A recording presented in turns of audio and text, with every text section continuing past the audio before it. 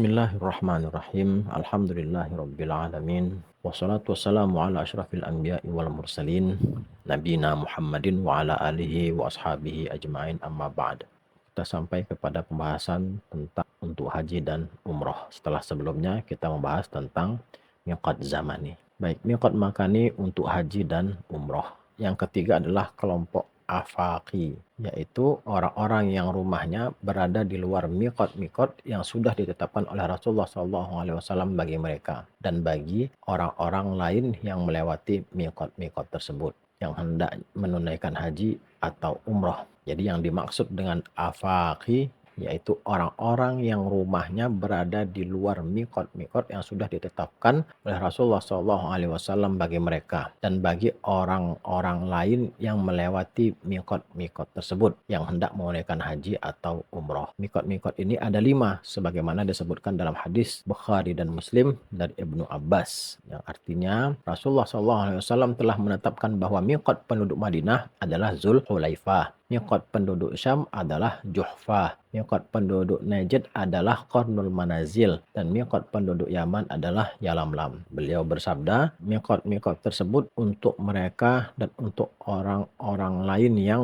melewatinya, yang hendak menunaikan haji dan umroh. Barang siapa rumahnya berada di luar atau di dalam kawasan miqat, maka tempat ihramnya adalah kampung halamannya. Begitulah bahkan penduduk Mekah pun berihram di Mekah. Hadis ini menyempurnakan 4 miqat. Adapun Zatu Irq disebutkan dalam Sahih Muslim dari Jabir sebagai hadis marfu'. Artinya miqat penduduk Madinah adalah Zulhulaifah, tapi dalam jalur lain miqat mereka adalah Juhfah, sedangkan miqat penduduk Irak adalah Zatu Irqin. Inilah 5 miqat bagi selain orang yang menetap di Mekah. Kelima-limanya terbagi sesuai arah sisi tanah haram. Seseorang yang hendak pergi ke Mekah guna menunaikan haji atau umroh tidak boleh melewati miqat-miqat tersebut kecuali dia sudah berihram dengan salah satu dari 2 ibadah tersebut.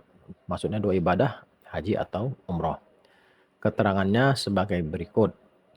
Miqat penduduk Madinah Zulhulaifah atau Bir Ali, tempat yang jaraknya 6 mil dari Madinah dan 10 marhalah dari Mekah. Ini adalah miqat terjauh, 460 km jaraknya. Miqat penduduk Syam, Mesir dan Maroko adalah Juhfah, Rabi'ah, tempat yang jaraknya 3 marhalah dari Mekah atau 187 km. Karena pada zaman sekarang penduduk Syam melewati miqat penduduk Madinah dan juga melewati miqat ini, maka mereka boleh memilih untuk berihram di salah satunya. Karena yang wajib atas orang yang melewati 2 miqat adalah tidak melintas miqat terakhir kecuali dalam keadaan berihram. Tapi lebih afdal dia berihram di miqat pertama. Miqat penduduk Irak dan penduduk daerah timur lainnya, Zatu Irq, sebuah desa yang berjarak 2 marhalah dari Mekah, berbatasan dengan Wadi Al-Aqiq di sebelah timur laut dari Mekah. Jaraknya 194 km.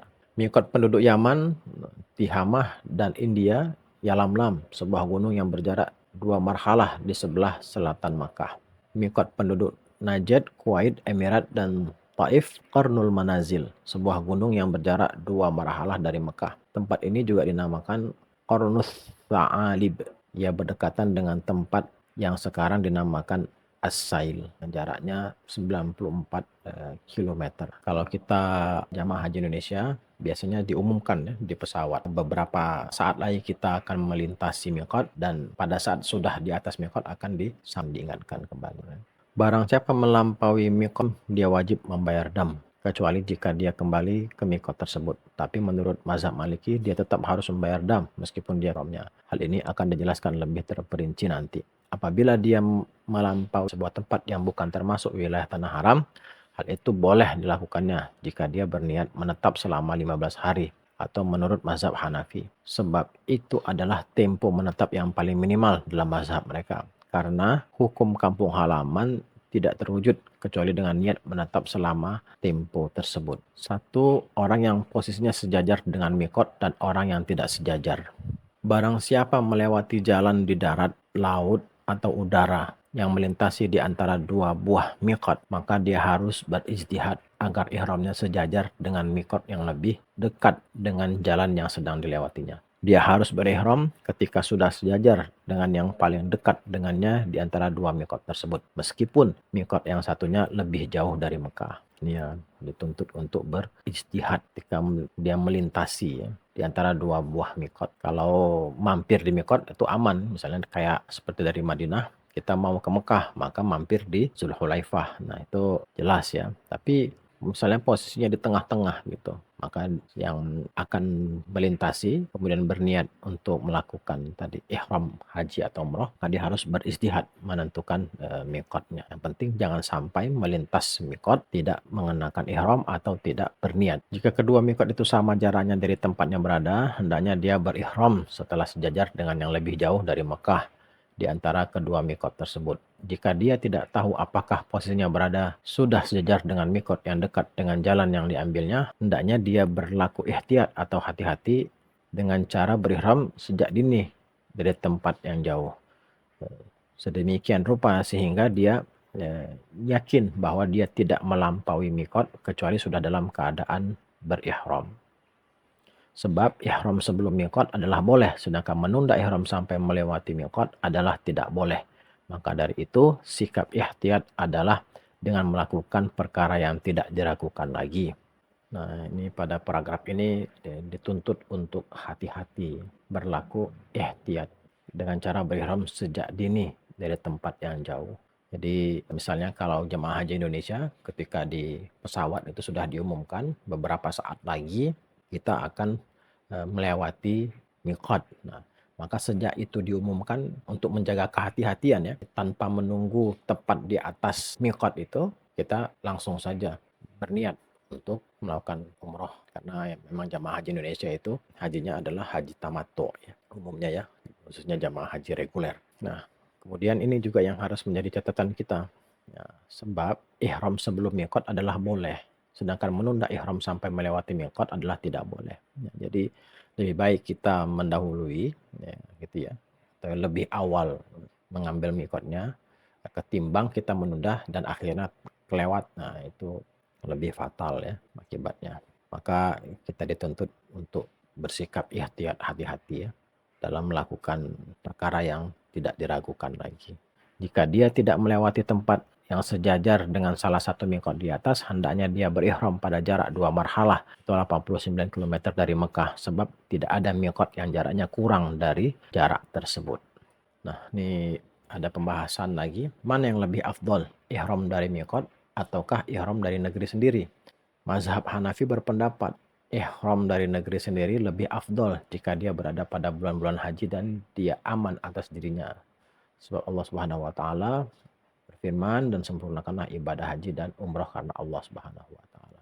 Kemudian Ali dan Ibnu Mas'ud menjelaskan makna ayat ini, penyempurnaan haji dan umrah adalah dengan melakukan ihramnya dari kampung halamanmu. Dalil lainnya adalah sabda Rasulullah SAW, barang siapa berihram haji atau umrah dari Masjidil Aqsa ke Masjidil Haram, niscaya diampuni dosanya yang terdahulu maupun yang belakangan, atau niscaya dia masuk surga. Alasan lainnya adalah karena ihram yang demikian lebih banyak amalnya. Umar pernah berihram dari Yerusalem dan dia pun pernah berkata kepada Ad-Dabbi bin Ma'bad yang berihram dari negerinya, perbuatanmu sudah sesuai dengan ajaran Nabi SAW.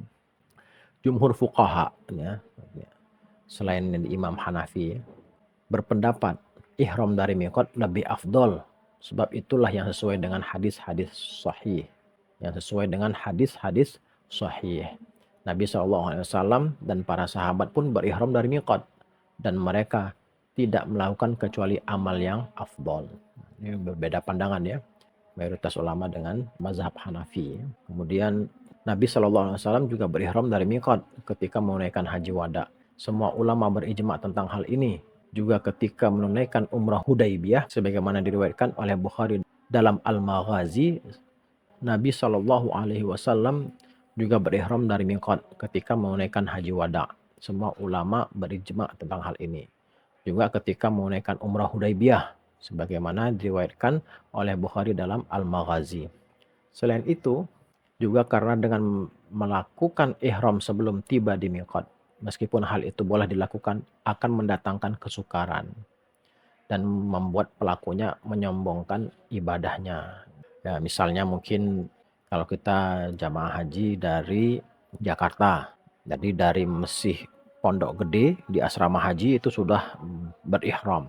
Artinya benar-benar sudah masuk ke dalam ibadah itu. Jadi semua larangan-larangan ihram itu sudah dijaga gitu ya. Sementara perjalanan dari Pondok Gede ke bandara, kemudian penerbangan lagi masih 8-9 jam gitu kan sampai di Jeddah. Nah, itu kan memberatkan pelakunya. Yang dikhawatirkan lagi tadi, nah, pelakunya menyombongkan ibadahnya, nauzubillah ya. Pendapat jumhur ini dikuatkan dengan sabda Nabi Shallallahu Alaihi Wasallam, hendaknya kalian nikmati kondisi halal kalian sebisa mungkin, sebab kalian tidak tahu kondisi seperti apa yang akan kalian hadapi setelah berihram. Tadi kalau kita sudah berihram, sudah masuk ke dalam ibadah itu istilahnya kalau mau mundur ada konsekuensinya gitu. Nah, tiba-tiba kita misalnya dari Pondok Gede sudah niat nih, kita pakai ihram, niat nawaitul umrata wa ahramtu biha lillahi ta'ala, sudah masuk ke dalam ibadahnya. Berangkat dari Pondok Gede ke bandara. Tiba-tiba di bandara ada sesuatu terjadi. Sekarang, aduh, mana ya? Tapi kan mikotnya masih jauh, nggak apa deh dibatalin. Nah, mau mundur maksudnya. Nunggu nanti aja kalau sudah dekat mikot itu ya, ada konsekuensinya gitu. Makanya kata Nabi, hendaknya kalian nikmati kondisi halal kalian sebisa mungkin. Nah, selagi memang belum dituntut kita untuk berihram, ya kita nikmati. Nah, sampai nanti ya mendekati garis sejajar dengan mikot kita itu. Supaya apa, tidak memberatkan dan seterusnya ya. Al-Hasan meriwayatkan bahwa Imran bin Husain dulu pernah berihram dari negerinya. Ketika kabar itu terdengar oleh Umar, dia marah-marah dan berkata, ada berita yang tersebar di tengah masyarakat bahwa seorang sahabat Rasulullah SAW berihram dari negerinya. Al-Hasan juga menuturkan bahwa Abdullah bin Amir pernah berihram dari Khurasan. Setelah dia tiba, Umar menegur perbuatannya itu dan menyatakan ketidaksukaannya. Bukhari berkata, Utsman pernah menyatakan ketidaksukaannya tentang berihram dari Khurasan atau Karman. Pendapat inilah yang lebih kuat menurut saya, menurut penulis ya, Profesor Dr. Wahbah Zuhaili. Demi apa? Demi menghindarkan kesulitan dari diri kita serta agar kita terhindar dari kemungkinan untuk melakukan hal-hal yang terlarang selama ihram. Adapun hadis tentang ihram dari Baitul Maqdis mengandung kelemahan, sedangkan maksud perkataan Umar kepada Ad-Dabbi, perbuatanmu sudah sesuai dengan ajaran Nabi Shallallahu Alaihi Wasallam, adalah mengenai qiron atau penggabungan antara haji dan umroh, bukan mengenai pelaksanaan ihram sebelum tiba di miqat. Sebab ajaran Nabi Shallallahu Alaihi Wasallam adalah berihram dari miqat. Tentang ucapan Umar dan Ali, penyempurnaan umroh adalah dengan memulainya dari negerimu, maknanya adalah memulai perjalanannya dari negerimu, bukan melakukan ihramnya dari negerimu. Inilah yang dipegang oleh Sufyan dan Ahmad untuk menafsirkan kalimat tersebut. Ucapan Umar dan Ali itu tidak bisa ditafsirkan dengan ihram itu sendiri. Sebab Nabi Shallallahu Alaihi Wasallam dan para sahabat beliau tidak pernah berihram umroh dari rumah mereka. Ini ya. Jadi untuk berihram ini kita mengikut pendapat mayoritas ya jumhur fuqaha bahwa ihram dari mikotlah lebih afdol. Nah, sebab itu sesuai dengan hadis-hadis sahih Nabi Shallallahu Alaihi Wasallam dan para sahabat pun berihram dari mikot. Wallahu a'lam bishawab.